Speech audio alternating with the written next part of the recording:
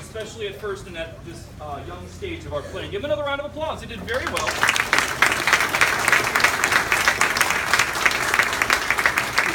They've certainly come a far way. To give a little perspective, when we began the year and they were first learning their notes and how to execute these, we had nothing longer than simple 4-bar phrases, and that was the extent of it. So when they first got their concert pack, and Mr. Miller, this is a whole page, this is long. I said, it's only 30 seconds. It's all perspective. Our next selection is entitled Lightly Row. However, it originates from a very different name in a different region. It's originally a German folk song. It was called Henschenkind, which means Little Hans, and it told a story of a young boy, Hans, who ran away from home. But then he became very sad because he knew he was breaking his mother's heart. And so that was the one thing that brought him back. He did not want to hurt his mother. However, one of the things I like about this is the new lyrics, the more contemporary ones that we're so familiar with, set to this tune. And if you bear with me, I'd like to read them to you. They're applicable to this evening. The lyrics are, lightly row, o'er the glassy waves we go. Smoothly glide on the silent tide. Let the wind and weather be mingled in our harmony. Sing and float in our little boat. Now, first off, I get a treat just getting to know what the words are, because we hear these tunes so often, but so many times we just don't know what the actual old, true lyrics were. However, this poem is applicable as well because it does mention the aspect of harmony. You will hear us play this piece a total of 3 times with just a little pause in between each. The first time will be our melody, and we'll all play in unison, so we'll all play the same notes together at the same time. The second time, we will play the harmony, and then the third time, you'll hear us put the melody and harmony together for the first time, thus making the music more full and lush. So, this is Lightly Row.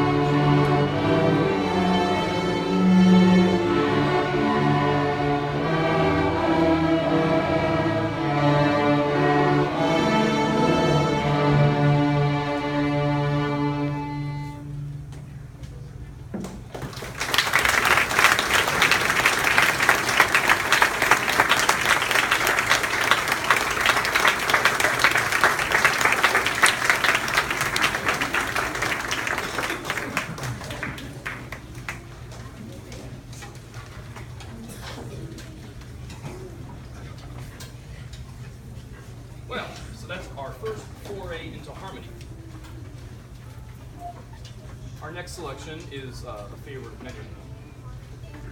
Frere Jacques. A lot of folk songs, especially for young early musicians, teaches us a lot of basic finger patterning and such. And personally, I like the historic and the different community and country roots that this so have. This melody was first published in 1811.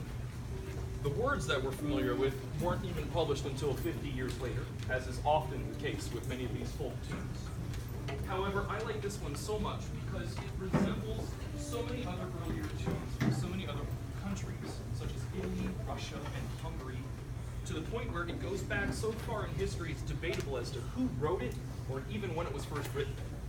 So it's really quite fascinating how these things stay with humanity and civilization for so many hundreds and hundreds of years.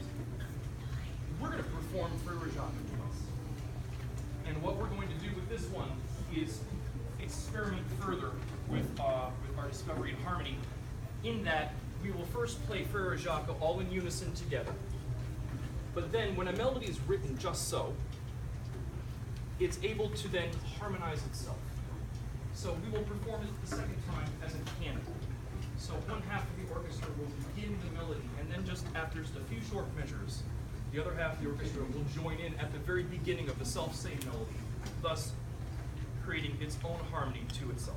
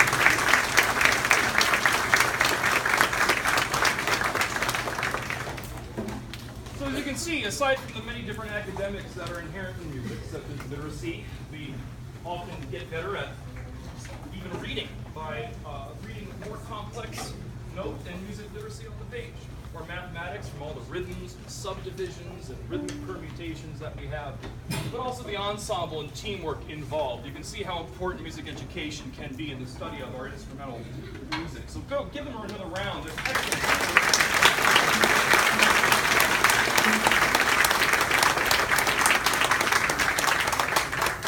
Our next selection has a funny title. It's called Mozart Melody. And of course, many of us are familiar with that name. Famous classical composer, Wolfgang Amadeus Mozart. But it's based on the familiar lullaby, Twinkle, Twinkle, Little Star. Now, it's commonly thought Mozart wrote that tune, but that's erroneous. Twinkle, Twinkle, Little Star is actually a French folk song. It was written all the way back in 1761. Now, Mozart did make it famous, however. He rediscovered the tune and found it so delightful and useful. He wrote a series of 12 virtuosic keyboard variations on the melody. And that became so popular that it was rediscovered and came through the world. And the tune then was so ingrained in society that then Jane Taylor, came along in the 1800s and wrote the poem The Star. And those words seemed to fit the melody so well. It was set to that, and it's never been separated since. But we're going to play this one in the spirit of Mozart. The first time you hear us play this melody, we're going to have a rhythmic variation. So it'll sound very familiar, but we'll have some more eighth-note subdivisions and things that make it a little bit more challenging. And then the second time we play it, you will hear us do it in this arrangement as not a two-part canon, as you heard in the French at Frere Jacques, but a three-part canon. So first we'll have the violins begin, followed by the violas, and then lastly our cellos and bass. Mozart.